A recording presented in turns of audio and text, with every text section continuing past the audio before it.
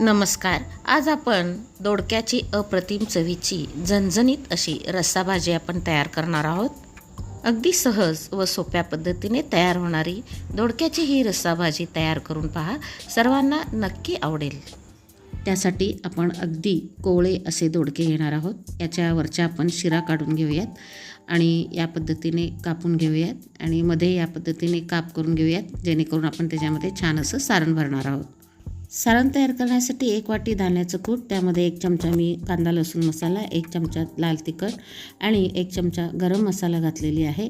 त्यामध्ये वरून थोडंसं लिंबू पिळून घेऊयात आणि वर एक अर्धा चमचा साखर घालूयात आणि वरून थोडंसं मीठ घालूयात.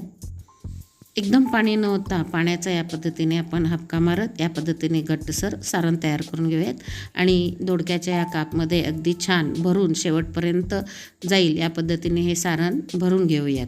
या पद्धतीने मी सर्व दोडक्यामध्ये सारण छान असं भरून घेतलेलं आहे. तर कढईत 2 ते 3 चमचे तेल घालून त्याच्यामध्ये आपण मोहरी व जिरे छान तडतडून घेऊयात. आले लसणाची पेस्ट खमंग परतवून घेऊन त्याच तेलात आपण हे दोडक्याचे काप ठेवून छान वाफून घेणार आहोत.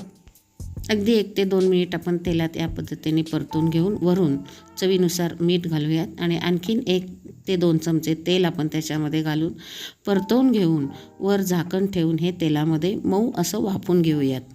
पहा, दोडके अगदी छान तेलामध्ये वाफरले आहेत आणि आतलं स्टफिंग केलेलं सारणसुद्धा अगदी खमंग झालेलं आहे. थोडंसं जे सारण राहिलं होतं त्यामध्ये 1 वाटी पाणी घालून मी हे मिश्रण या भाजीमध्ये घालून घेत आहे आणि छान मिक्स करून पुन्हा एकदा आपण वर झाकण ठेवून 2 ते 3 मिनटासाठी छान शिजवून घेऊयात. पहा, अगदी मस्त असे हे दोडके शिजलेले आहेत. वरून भरपूर अशी कोथिंबीर घालूया. पहा, अगदी खमंग चमचमीत अशी दोडक्याची रस्साभाजी आपली तयार आहे.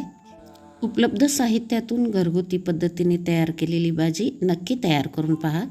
रेसिपी कशी वाटली नक्की कमेंट करून सांगा. व्हिडिओला लाईक करा, शेअर करा आणि चॅनलवर नवीन असाल तर जरूर सबस्क्राईब करा. धन्यवाद.